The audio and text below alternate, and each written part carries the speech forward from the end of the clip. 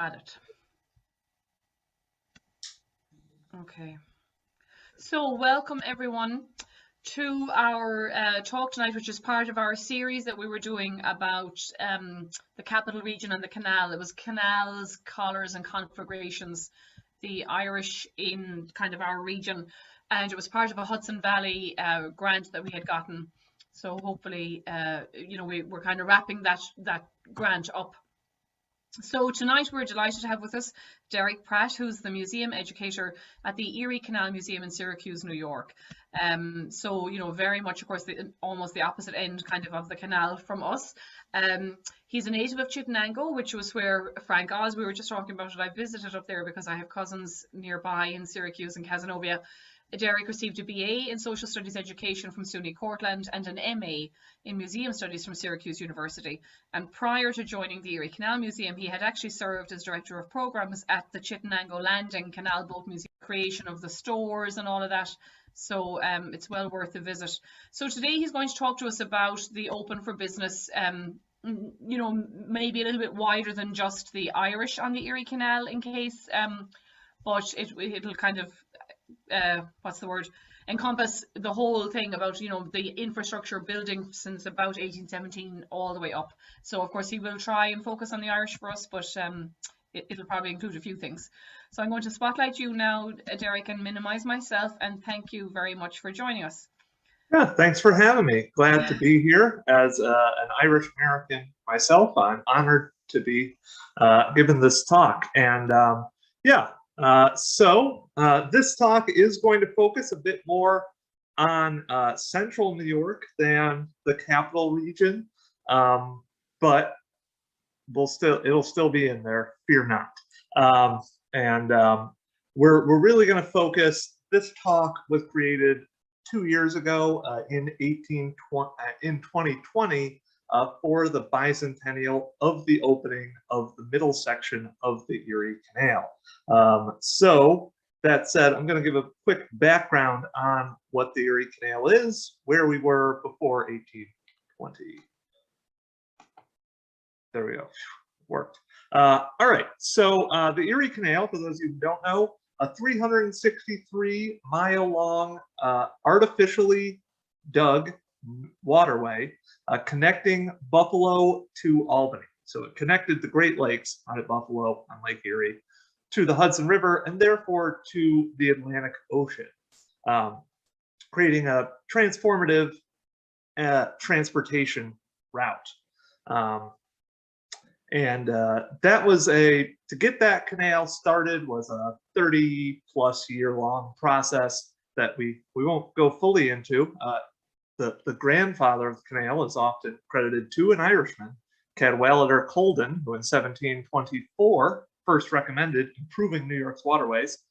But anyway, about 100 years later, they finally start digging that canal in 1817. DeWitt Clinton, himself and of Anglo-Irish stock, is often credited with kind of getting the canal project started. He's elected governor in 1817, and shortly after that, they start digging the canal July 4th in Rome, New York. So for those of you who don't know, Rome is pretty much smack dab in the middle of New York. It is where the Mohawk River starts to turn north.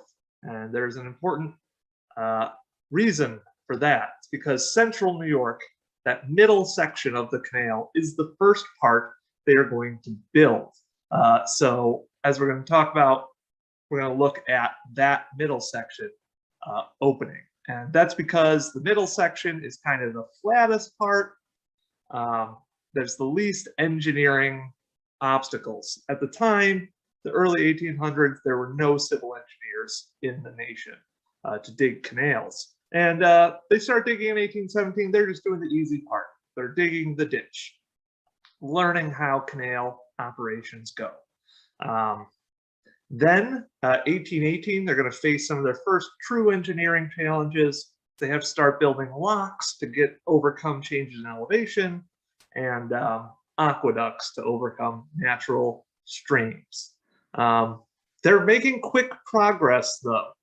By by 1819, the first boat is going to successfully navigate the canal. It's only about a 20-mile long stretch between Rome and Utica, but the chief engineer of Rome makes that voyage on October 23rd, 1819. Has a lot of fanfare. DeWitt Clinton rides on that boat. However, during the trip, the canal bank washes out at one point, which delays them a bit while they make some temporary repairs, etc. And we have evidence of a few other sporadic kind of test rides on the canal that year, maybe early 1820. Then we get into 1820, which is when the middle section is going to be complete. We're going to do kind of a deep dive into that year. Since we're talking about construction and we're talking about Irish American history as well, I'll talk a little about 1820. It's kind of important in canal historiography. There's a bit of the Irish are often associated with digging the Erie Canal. However, about a decade or so ago, I believe it was, an article was written questioning whether the Irish are responsible. And they pointed to a report from 1820 that said 70% of canal workers were, quote, born among us, meaning born in the United States of America.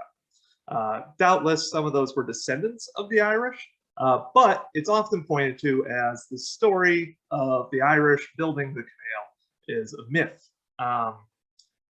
I would push back on that a bit because still there's 30% doing it of people who aren't born among us. Now, that's not all Irish. There are also plenty of accounts of Germans and Welsh immigrants.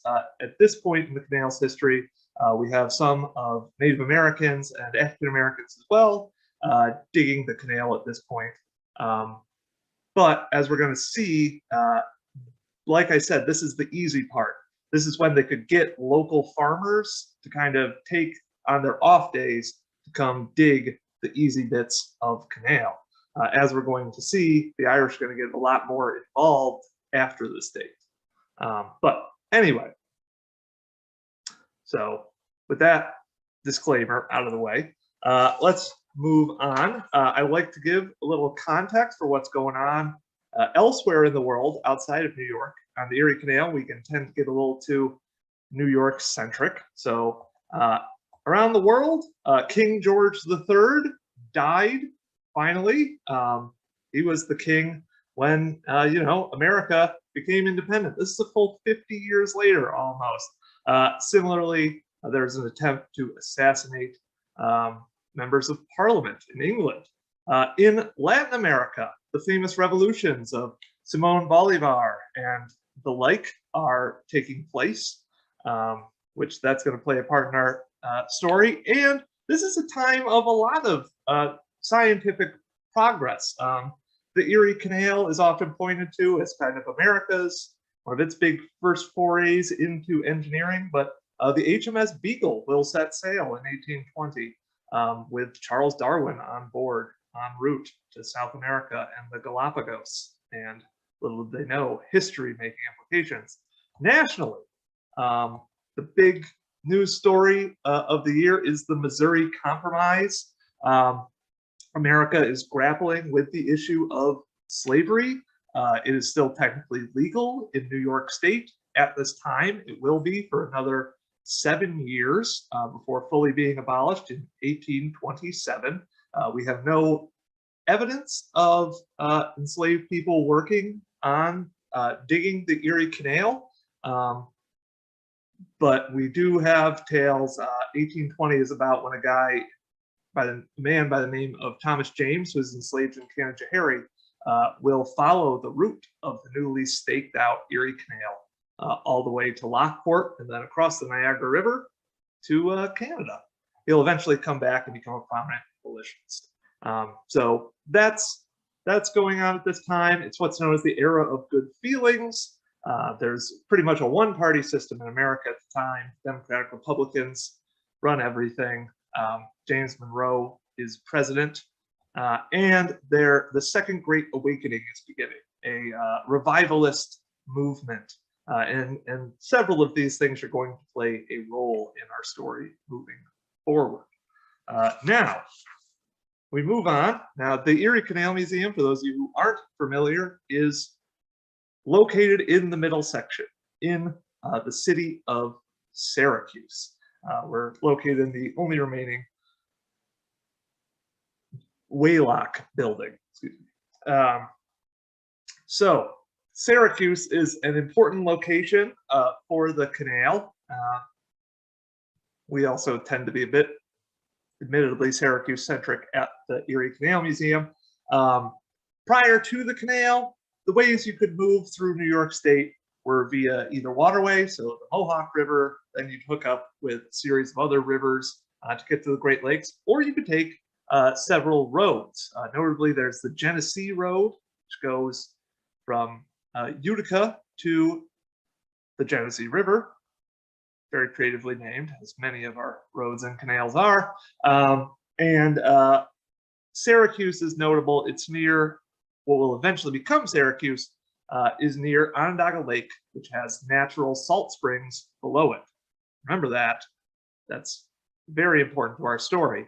And Syracuse, what will eventually become Syracuse, begins to grow up starting in the early 1800s at the intersection of Genesee and the Salina roads.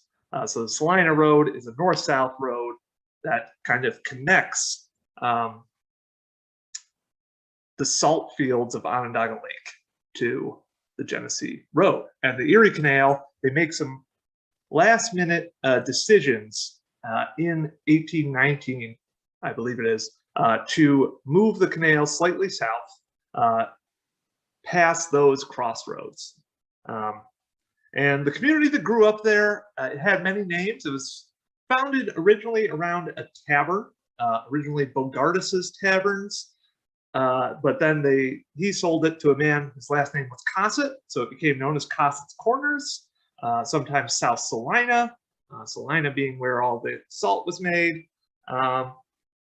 However, neither of those two names were that exciting. They had about 200 residents prior to the canal coming in, and they attempted several times to get a post office. That failed. First they tried Milan, but there's another town called Milan around the Finger Lakes. Then they tried Corinth, which is also an extant town.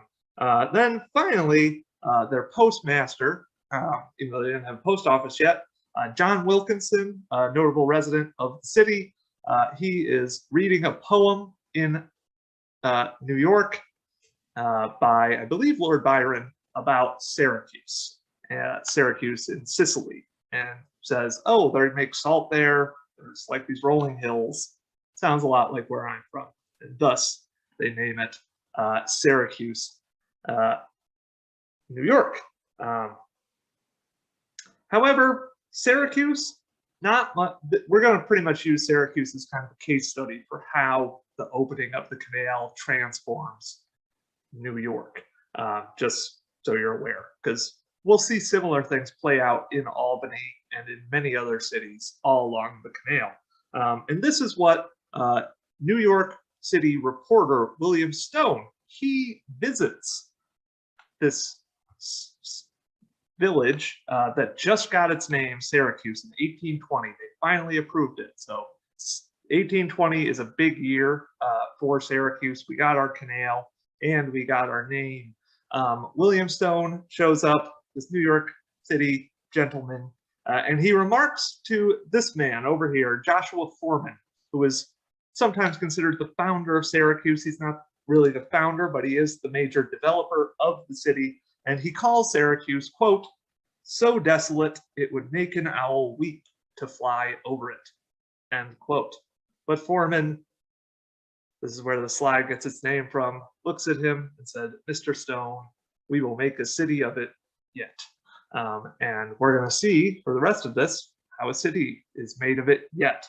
But we're not there just yet. So they get the name in about January of 1820. April comes around, and on April 13th, a few quick political things. State legislature makes it illegal to kill muskrats throughout the state, with one major exception. If you see a muskrat digging at the banks of this newly built canal, you are allowed to kill as many as you want, because they are going to weaken the banks of the canal. They're already running into problems, like I said, with the canal kind of collapsing, like in that 1819 collapse. April 13th, also a big day, because one of the first boats on the canal is launched. That is the canal boat Montezuma.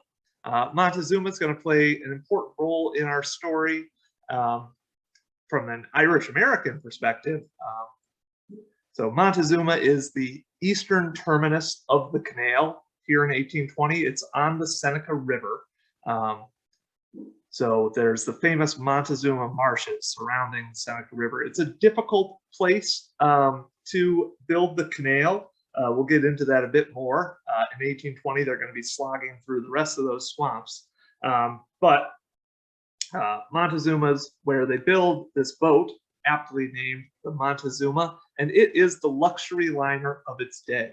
Jared Kopel, in his book Bond of Union, says it's about 20 years ahead of all the packet boats that will be made. A packet boat is a boat that carries solely passengers. So this boat is 76 feet long and 14 feet wide, with 2 cabins on it, one for crew and cook, and another for your passengers. It's built by this man, Comfort Tyler, who is born in Connecticut, serves in the Revolution. He's a prominent figure in Syracuse for a while, actually. He's often credited with boiling the first kettle of salt. Again, you can tell salt's going to be important in our story since we're marking who did that. But he gets involved with a man you may have heard of, Aaron Burr, while they're both in the New York State Legislature. They may have tried to commit some light treason. Comfort Tyler gets involved in that, so he has to kind of leave Syracuse and moves to this new growing town of Montezuma. He sees a lot of opportunity there on the Seneca River. He's a big proponent of canals, and he's actually going to become a canal contractor. On April 20th, so April 13th, it launches. We have reports of it going through the locks there in Montezuma, which you can still see. And we're going to talk a bit more about that lock a little bit later. But goes through there, hangs out in Montezuma a bit. And then on April 20th, they make their way down the canal to Syracuse. And it enters to great fanfare. Everyone's on the banks of the canal. They apparently put fresh horses on it right before they got into Syracuse so they could come in at top speed. The reports say people's feet were sloshed with water and whatnot, which luckily for them, this was before people started heavily polluting the canal, so it wasn't as disgusting as it would be in later years. They were evidently fine with it. And then they throw a big party. They go up the Salina side cut. So a small canal had been made north to the salt fields that were about a mile to the north. And in fact, the intersection of those two canals is still there. You can still see it. It's where Erie and Oswego Boulevard exist, and it is right where the Erie Canal Museum is located. So all of this history, a lot of it happened right outside my window at the museum. So yeah, they head up the Salina side cut. Apparently a whole band hops onto the Montezuma, and they play the whole way. And they have a big party in Salina, which is really the big town in the area at the time. And a few days later, Comfort Tyler has purchased the chief engineer, which made that first voyage. That's going to come in a few days later, and they're already doing regular packet boat services. So we've got some early success on the canal, but they're just moving packet boats. The canal does not officially. Excuse me. At least it's your one and Sorry. not my one. 1 second.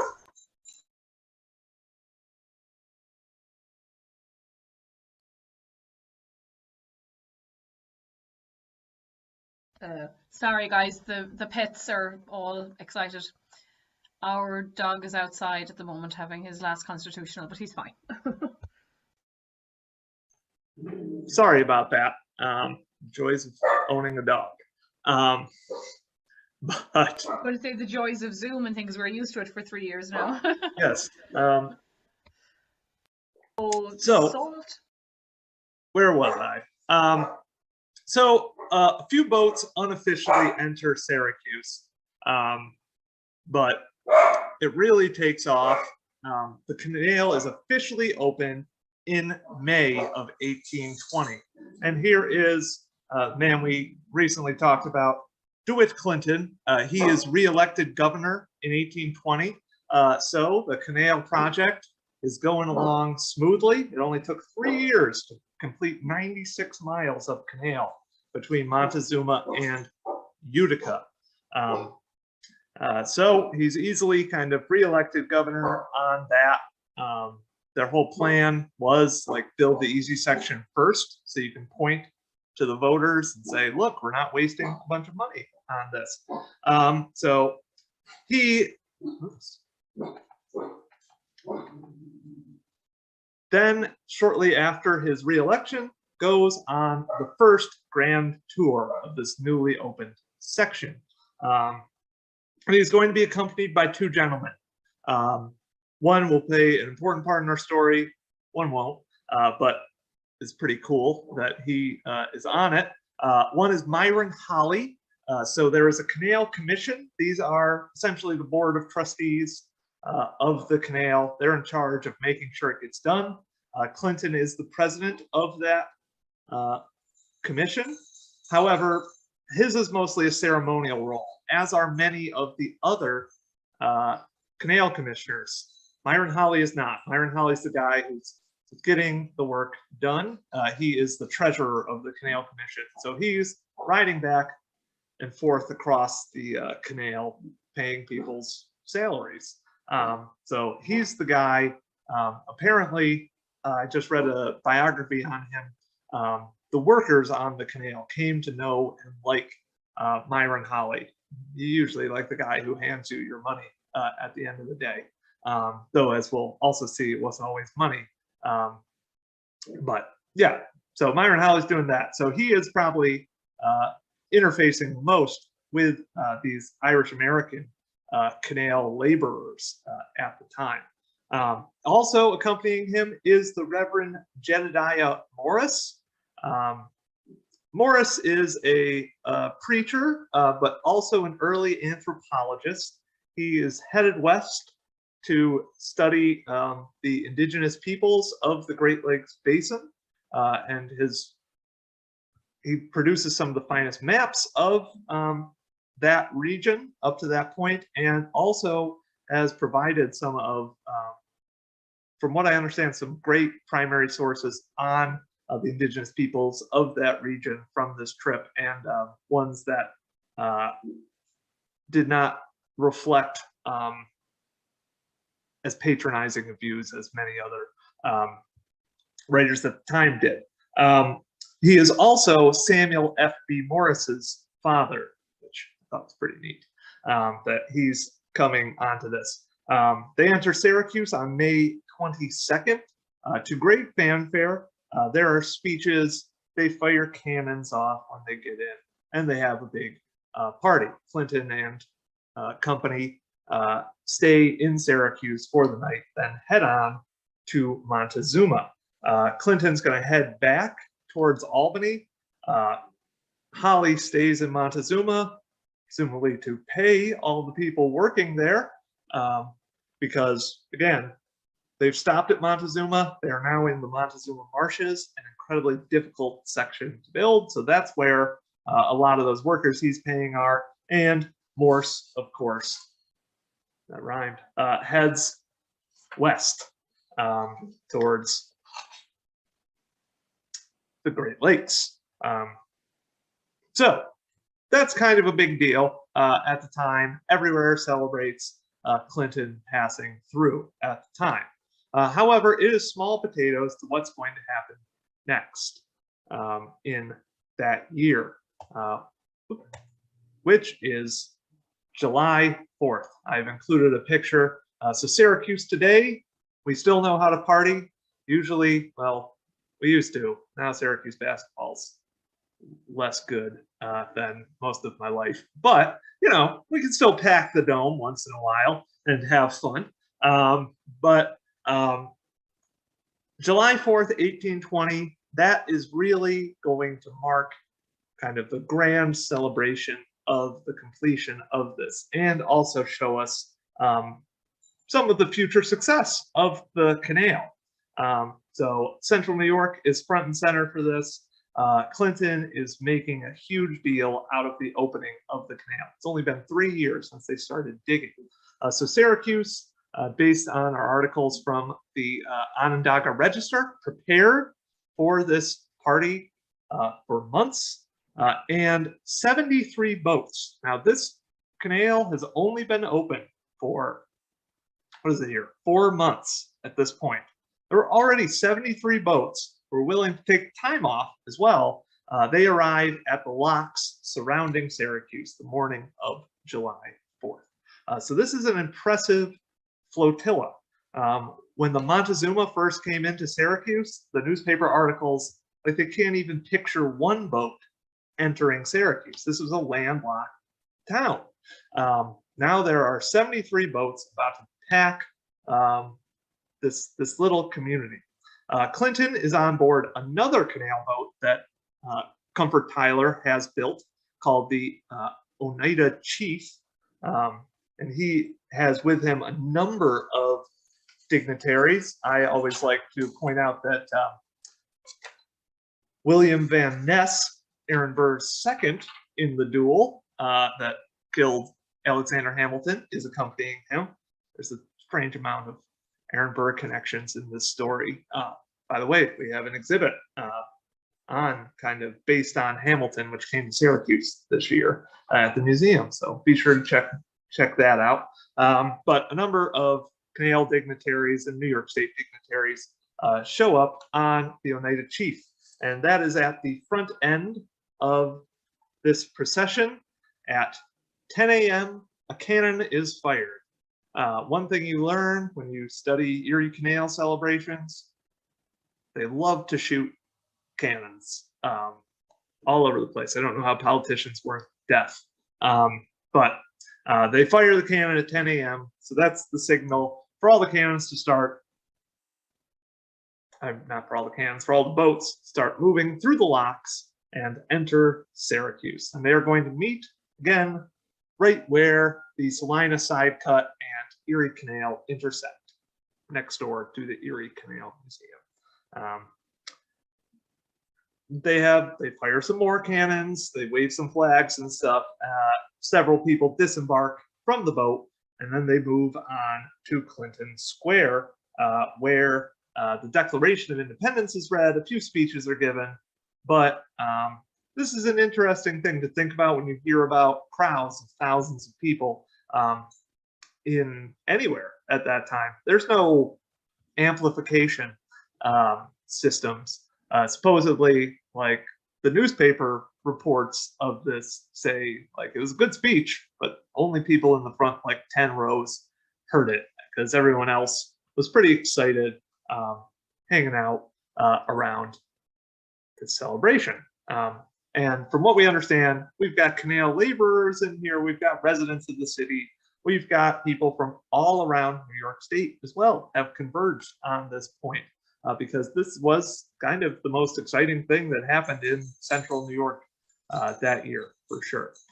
Then the crowd, as is tradition in these celebrations at this point, moved to the larger village of Salina up north. Again, a band hops on a boat.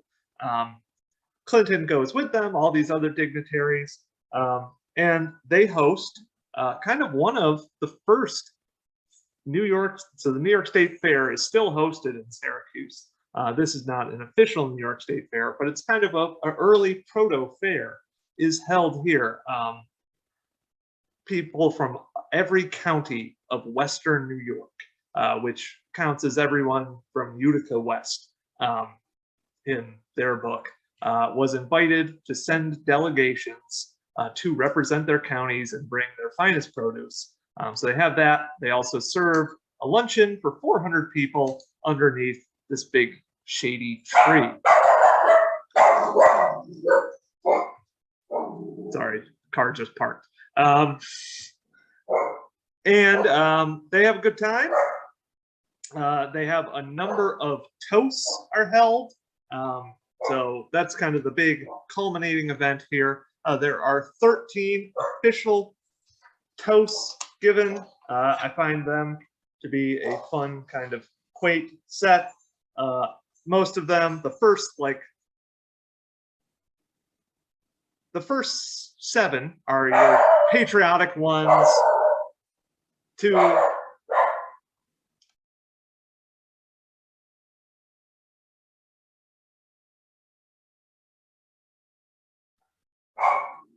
the first 7 are patriotic ones to the Declaration of Independence, the 4th of July, the nation, the president, the governor, the state of New York, etc.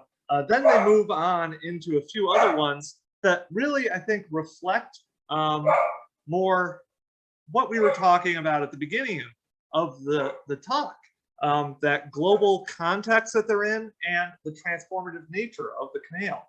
They're toasting the canal. The 8th toast is our canal navigation, sanctified by an admiring world, destined to enrich and cement the Confederation, end quote. So they are seeing all this potential in the canal.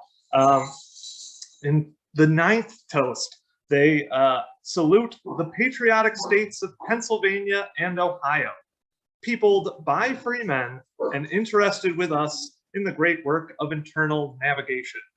So they're both celebrating these 2 new states who've recently passed bills to start building their own canals, but also they're drawing a distinction that, hey, us northern states, we are on the way towards abolition, peopled by free men. So drawing this kind of distinction. They're also, at one point, this is the early years of the American Republic. And one of the toasts is to the quote, revolutionary struggle in our southern continent. May the blessing of God attend it and conduct it to a successful issue. So they're seeing those South American revolutions as well, and encouraging these revolutions against monarchy towards republic, which I find pretty interesting. They also drink an additional number of unofficial toasts are apparently drank at the end of this talk, which are those aren't recorded by the newspaper. Sounds like a loaded day, and no doubt from all the toasts that were drank, everyone there was loaded. But they actually are able to wrap it all up apparently by 5 p.m. Newspaper reports everyone's gone by 5 o'clock. How they corralled them all, I don't know. But yeah, so there it is. The Erie Canal is open for business in central New York. So now let's look a bit more. We've looked at the big celebrations. Those are the noisy bits. So is everything quiet there in central New York? No, not at all. There aren't any more celebrations for now in central New York. There really won't be until 1825. It will soon become other regions of the state's moments to shine. When the canal is completed in Albany in 1823, I believe it is, they have their own kind of grand celebration that's very similar to what we're talking about, except there's also famously this grand Masonic ceremony to open up the final lock that connects the Erie Canal to the Hudson River. But that's a huge accomplishment for them to celebrate at that point.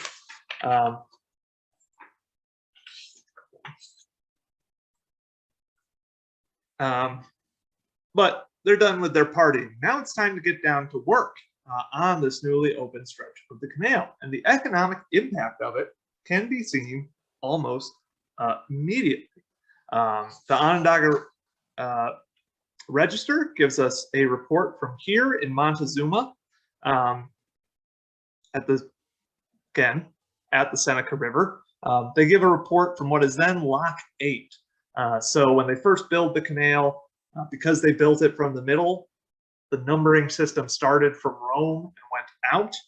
Once the canal's complete, Albany is going to have Lock 1 on the Erie Canal, and Lock 83 will be up by, well, at Lockport out by Buffalo. But at the time, this is Lock 8, will eventually become Lock 61 on the Erie. They report just in 31 days in June that 146 boats passed through the lock, 35 of which are those stage boats, so packet boats, as we would call them, 24 pleasure boats, 13 empty boats, but then 74 boats with cargoes. And this is the important part, really. On those 74 cargo boats, 3,776 barrels of flour passed through, 2,438 bushels of wheat, 334 barrels of pork, 112 barrels of potash, 776 barrels of salt, 49 barrels of beer, 2,000 stands of arms, as well as, quote, quantity of butter, lard, oil, lumber, hams, whiskey, and goods. So that is at the farthest western lock as well. I think we should remember that. So this is the frontier of New York State, and that is having all of that passing through it, east and west. No doubt the locks out by Utica or in Syracuse were probably churning out, having even more pass through them. In fact, a couple of anonymous letters, though the Hibernicus letters are believed to have been written by DeWitt Clinton, talk about in Utica, 200 passing by on a trip on the canal, 200 tons of lumber tied up in a raft, headed down to Erie, soon to the Mohawk, and then Albany, which Albany is going to develop a massive lumber district. Also, to point out a few of the some of the things going through that lock, we've got, point out right now, the 49 barrels of beer, as well as quantity of whiskey. Like I said, the canal is still being dug, and a big way that workers were paid was in room and board, as well as in alcohol. Historian Peter Way estimates the average canal laborer was drinking around, was being paid per day about the equivalent of 10 shots of whiskey while on the job. No doubt some of these goods are moving towards canal laborers nearby. But also we see a lot of reports, we start to see reports on what's going on with the salt industry in Syracuse. So a big argument for the canal had been, we can access the salt springs around Onondaga Lake. And a report from September 6, 1820 shows just the impact the canal is having. So why salt wasn't being moved as much before, the salt as a bulk good needs to be transported cheaply and sold as cheaply as possible to be competitive on the market. This report talks about how in September, salt is down to its cost about $1.50 to $2 a barrel. That is down from $3 to $3.50 a barrel. So you've almost cut the price of salt in half. So this city of Syracuse is starting to boom. We will eventually see Rochester see the same thing with wheat. But also, how is New York State, which builds the canal, paying for this? Well, they're doing that by taxing the people using the canal. And the newspaper reports that those barrels of salt have had their prices slashed in half with a 62.5-cent tax put on each barrel. So a third of that barrel's price is going to taxes. So we can see that like this is really transforming the state economically. Side canals are being discussed, like we talked about. There's the one up to Salina in my hometown of Chittenango. They are going to start digging the Chittenango Canal. Other ones up to Oneida Lake, so on and so forth. A number of side canals are suggested. And upstate New York starts to become a tourist destination. People want to see this new canal.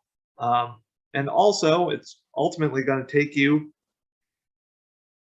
it gets even bigger in 1825 when the Erie Canal deposits you just a few miles from Niagara Falls. But we see this, the beginning of this great tourist loop. You get to enjoy the beautiful Hudson and Mohawk River valleys, a number of waterfalls here in central New York. Then you end up at Niagara Falls, and you also get to see the impressive canal infrastructure that exists. So now we get into the, sorry, I forgot, I had one more slide. Then we get into the really Irish bits.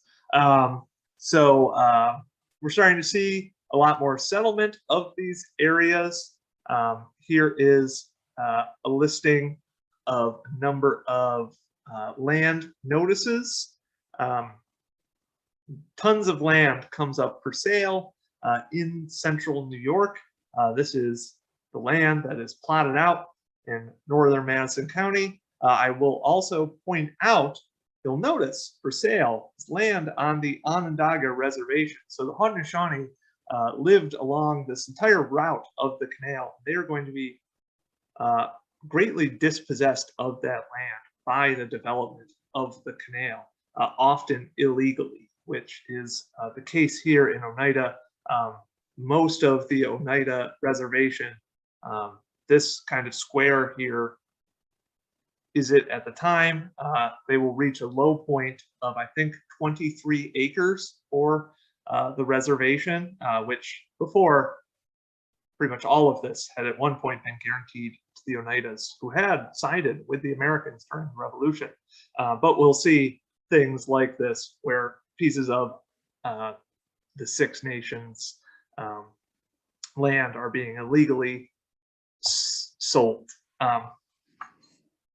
So that's happening. Moving on, now talking about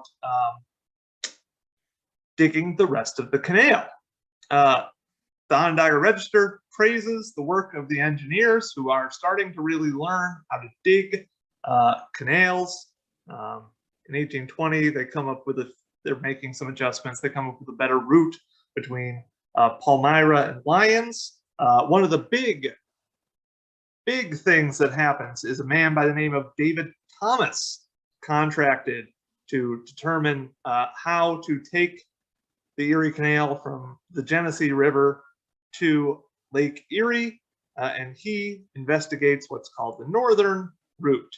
So the canal had two options, which was either to go on a higher elevation or see if it could snake along the Niagara Escarpment. So the cliff that Niagara Falls falls over kind of goes all the way across New York State. If it could snake around that, and if there was a way to get over that mountain ridge, which he does. And that is going to be crucial. So they are still digging the canal, like I said, and they are getting to a lot harder parts.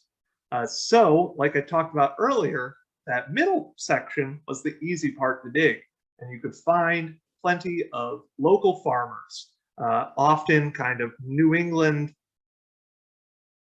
migrants, so usually of kind of Anglo-American stock, descendants of kind of the Puritans who had moved over in the 1600s.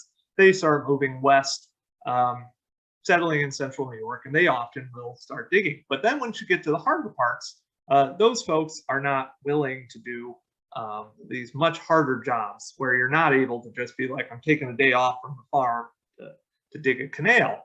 So they begin recruiting heavily from immigrant communities in New York City, and one of the largest groups of those are the Irish. And the Irish are going to compose almost the entire workforce at where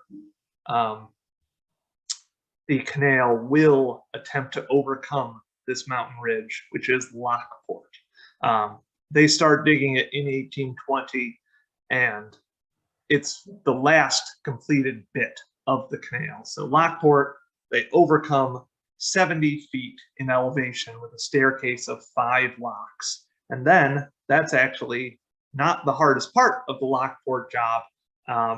In order to get water from Lake Erie, a 2-mile-long man-made canyon has to be built, blasted through the rocks of the Niagara Escarpment, which is incredibly difficult rock to move. And that the only people really taking up that job are the Irish for the most part. Similarly, in the Montezuma marshes, it's pretty difficult to dig a ditch through a swamp. That is often associated with the Irish.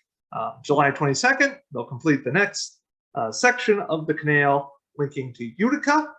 A decision is made by the engineers to supply the Northern Canal, aka the Champlain Canal, as we call it today, with water from the Hudson. Feeder Canal will be built from Glens Falls.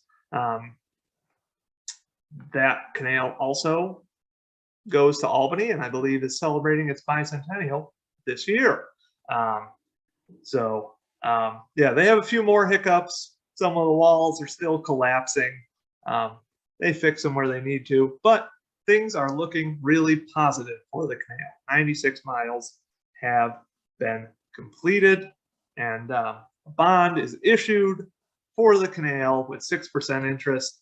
And on November 17th, the New York State Legislature approves $2 million more for 2 more years of construction, which, like I said, that is when the Irish are really going to start to get heavily involved.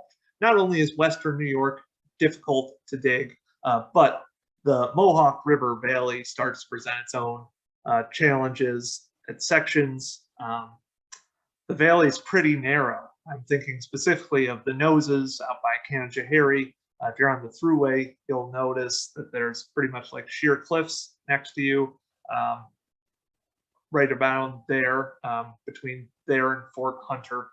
That section, you're going to be building the canal kind of like along that cliff, which is difficult. And that's, again, one of those harder things to do. So, yeah, that's going to see a bunch of Irish labor as well. Of course, the Erie Canal will become largely, I wouldn't say synonymous with the Irish, but greatly associated with them. This is going to start the tradition, really, of Irish laborers working on the canal. After the Erie, we see in northeastern canal projects and midwestern canal projects, the Irish will eventually become exclusively used. That is in part due to kind of the nature of the work. It slowly progresses, so there's no more of this, like, you can just work here a couple of days. Like, you have to do it as a living, but also people start seeing it as an Irish profession, and therefore people who aren't Irish view themselves as too good for canal work, sadly. See that a lot, and the Irish, in addition to helping dig the canal, many will settle along its banks after it is built. So that's also kind of why the Irish become synonymous with canal building. A lot of those laborers just move on to the next canal project afterwards, but other ones stay in their communities and form vibrant communities. Within those villages, Syracuse, we have Tipperary Hill, but others will work on the waters of the canal, as we will see in the future, not in this talk, because the canal isn't done yet, so not a lot of boatmen yet. But yeah, this also, I added this in just for fun when I was looking through the 1820 Onondaga registers. If you ever wanted to know how much a variety of Revolutionary War generals weighed, that was an article in the Onondaga Register. So Henry Knox, 280 pounds. Anywho, so that's my story. I'm sticking to it. Any questions? So that was amazing, Derrick. You know, I think the canal has become such a mythic, you know, kind of, particularly for Irish and Irish Americans. You know, we talk about the canal a lot and the conditions that they worked under, and you know, sort of how terrible it was. So thank you for bringing that to light. And you know, it's great to know too that the Irish were involved at more than just the kind of labourer level. You know, that as you said, Cadwallader or Coldwell or whatever his name is, you know, was Irish, and as was Stuart Clinton. So some of the engineers, you know, and things were too. Guys, those of you who are online with us on Zoom can unmute yourself if you'd like and ask a question directly, or you can type it into the questions. And I'm just going to quickly check in on YouTube too in case we have something. I also just remembered something. It happened a few years after 1820, but it was talking about the Irish in Lockport. And we talked about like the Missouri Compromise and whatnot, and Thomas James going to Lockport to find freedom in Canada.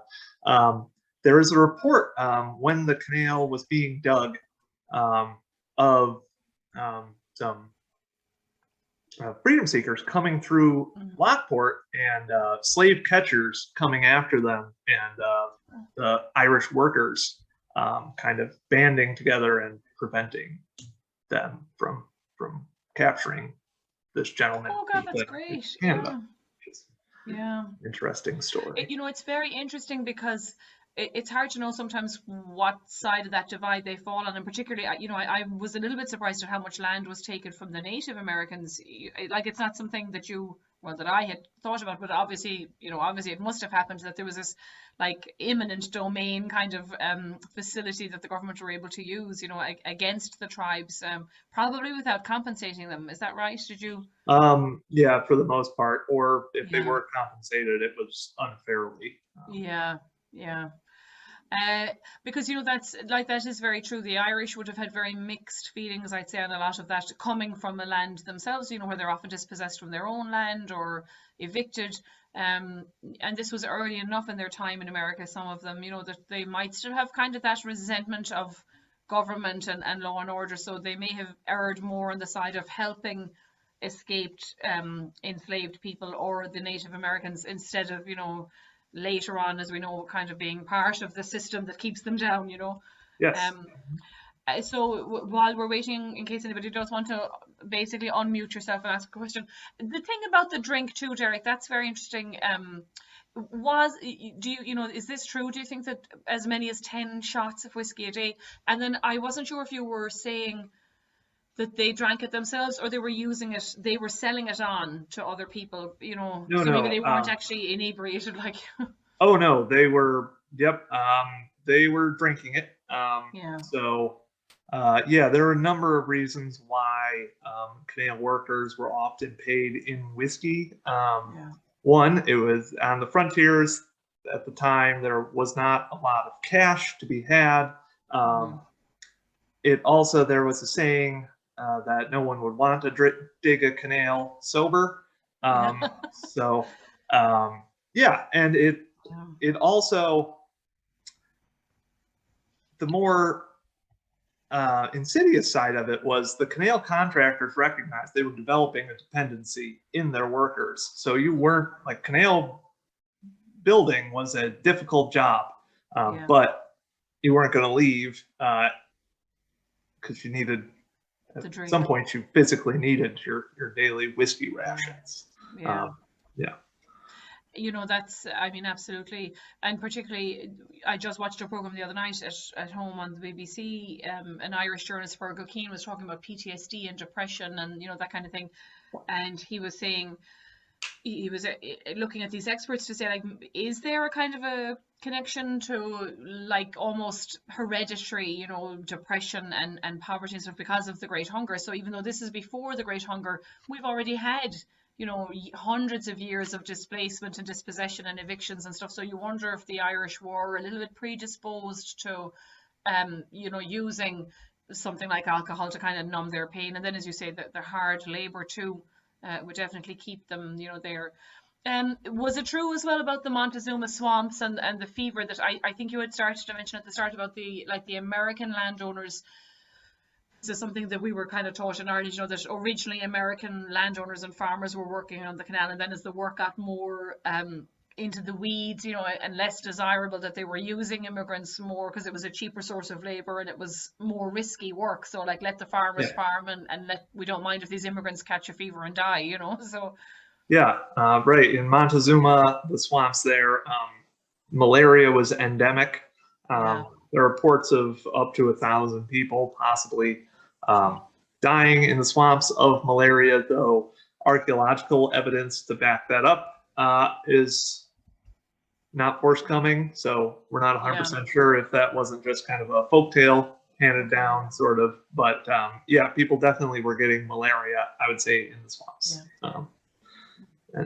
And you know, one of the other things that we used to hear about too in the Irish American history circles was like women left in the city, maybe, I mean, down in New York City, that their husband had been away on the canal, or maybe even in Albany, and you know, the husband would kind of work up along with the canal and then either die or maybe run off, you know. And so it's more likely, I suppose, in a way, that they died as opposed to just staying up there and getting another family.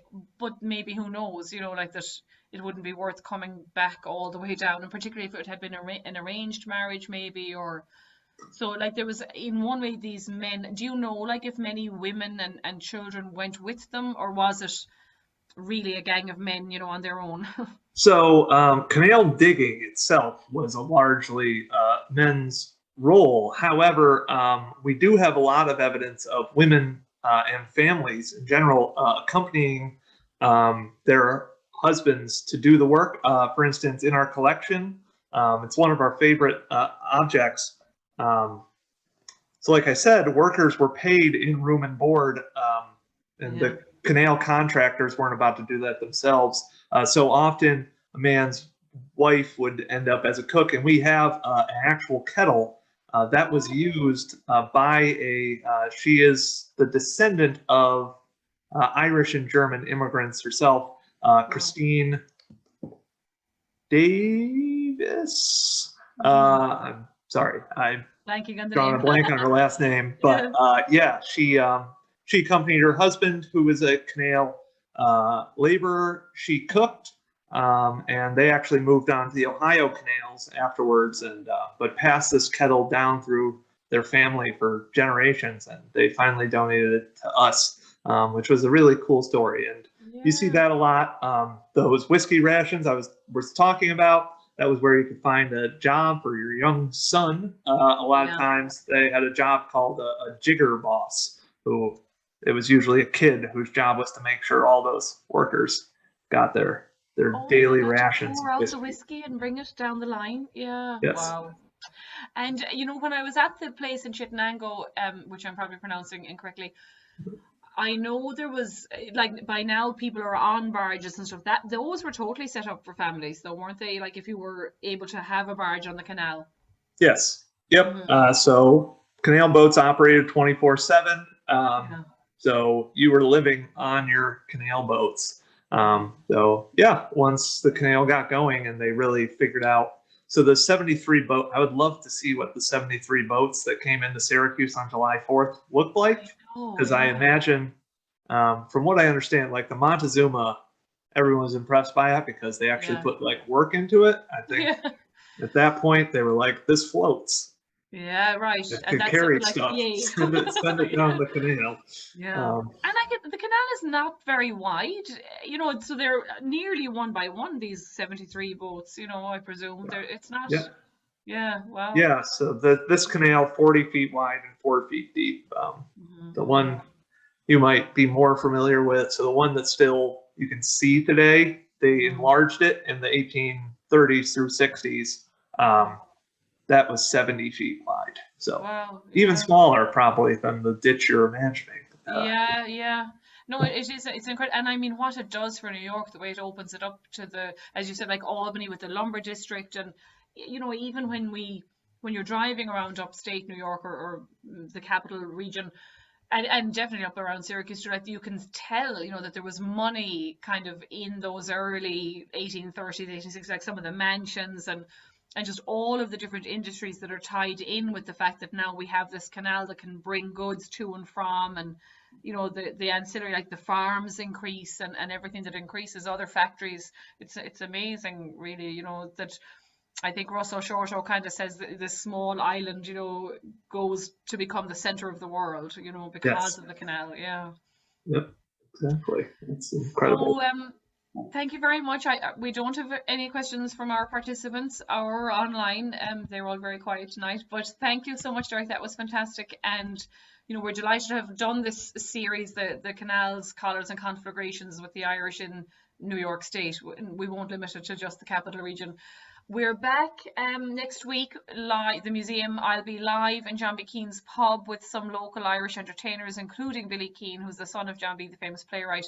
He's a writer now himself. We'll have Mickey McConnell, who's a famous singer and songwriter, Gabriel Fitzmaurice, a local poet, and then the local drama group who will do some snippets, I think, from some of John B. Keane's plays, particularly Sive. I think they're going to do a little bit. So that will be starting at 4 p.m. your time, which is 9 p.m. here in Ireland. So we're looking forward to that. And then I think I'll be back for everything else that's happening. So I'll only go one more talk from Ireland. But thank you very much, Derrick, for today. And I'm delighted to hear your dog is very healthy there, as is my own. Yeah, thanks for having me, and sorry about her. But No, not at all. We love it. yeah. And I'll be in touch with you afterwards, you know, to organise things as well. But thank Great. you everyone for tuning in. Delighted to kind of touch base a little bit with the museum, even though I'm home here in Kerry. It was lovely to be on with you.